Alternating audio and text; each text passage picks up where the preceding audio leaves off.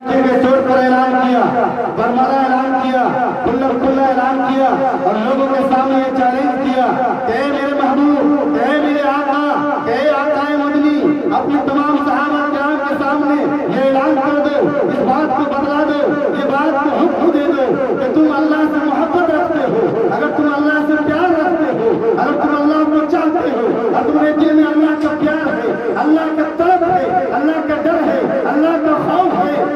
یہ لوگوں میں اعلان کر دو، اپنے صحابہ میں بتلا دو کہ فتبعونی، تم میری اتباع کرو، تم میری پیروی کرو، تم مجھ سے محبت کرو، اگر تم مجھ سے محبت کرو گے، تم میری پیروی کرو گے، میری سنت پر عمل کرو گے تو اللہ تبارک و تعالیٰ آگے ارشاد فرماتے ہیں یحببکم اللہ، کہ اللہ تبارک و تعالیٰ تم سے محبت کرے گا، اللہ تبارک و تعالیٰ تم سے پیار کرے گا، اللہ تبارک و تعالیٰ تم سے ڈرے گا اگر تم نبی کی سنت پر عمل کرو گے، نبی کی بات پر پیروی کرو گے، نبی کو فالو کرو گے تو اللہ تبارک و تعالیٰ تم سے محبت کرے گا۔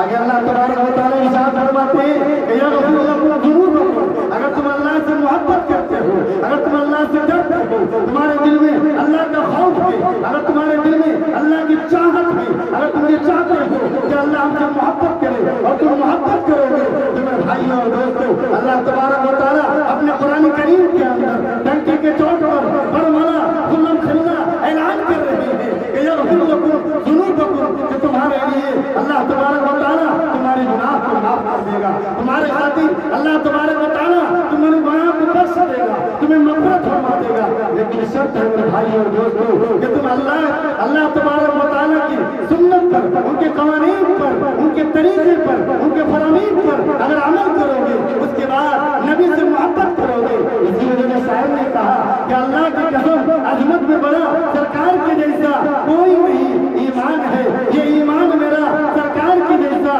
کوئی نہیں، صدیق عمر عثمان غنی حمزہ طلحہ حسنین علی ہے سارے صحابہ کا نعرہ، سرکار کے جیسا کوئی نہیں۔ واخر دعوانا الحمدللہ رب العالمین۔